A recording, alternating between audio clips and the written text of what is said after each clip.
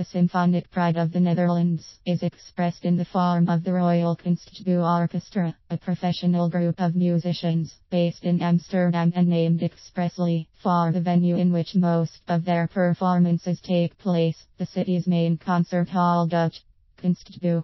In 1988, the ensemble earned the right to affix the appellation Royal to its official name when awarded that honor by the country's reigning monarch, Queen Beatrix. The orchestra was created in November 1888. 5 years later, Willem Mengelberg was named its music director, remaining in this post for an unprecedented 50 years. In addition to his role as the ensemble's general manager, he was also its chief conductor.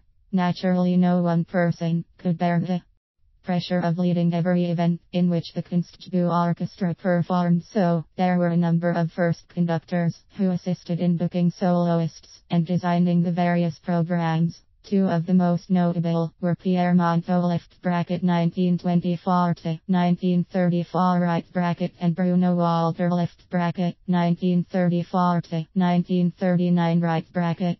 At the conclusion of WWII, charges of collaboration during the Nazi occupation caused Mengelberg to be banned from the organization. He died in 1951. No matter Mengelberg's amazing longevity, the man most responsible for raising the orchestra's profile on an international level was Bernard Haitink.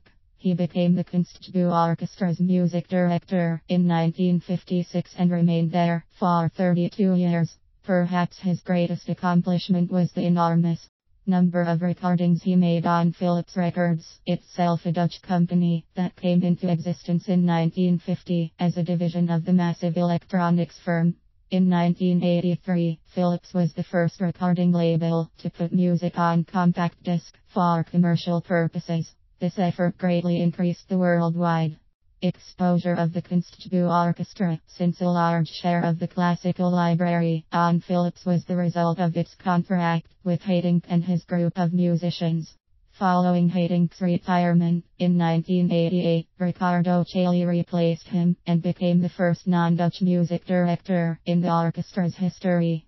He was credited with expanding its range beyond the basic works of Western European Romantic composers, mixing in more modern pieces by Stravinsky, Shostakovich, Messiaen, and Hindemith, and also broadening the repertoire to include a number of Italian operas in performance. Chailly left in 2004, but remained on excellent terms with the orchestra, having retained the title of conductor emeritus. Maris Janssens from Latvia took over for him in September 2004, holding the dual title of music director and chief conductor.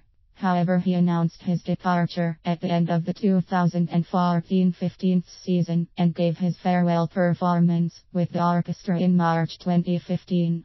Janssens' efforts to further modernize the ensemble's programming resulted in several world premieres, including the co-commissioning of Sebastian im Traum by German composer Hans Werner Henze. The new music director will be Daniele Gatti.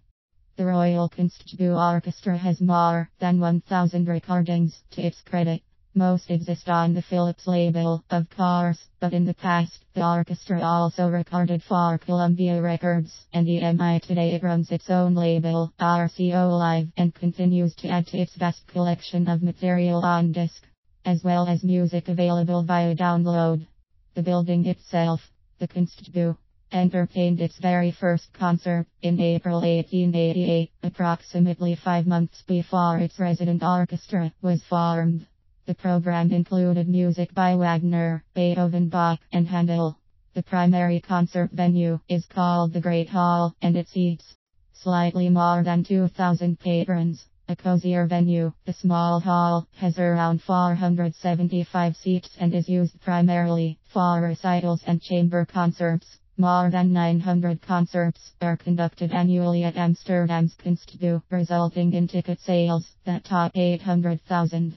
This makes the edifice the second most visited concert hall in the world, trailing only the Parco della Musica in Rome.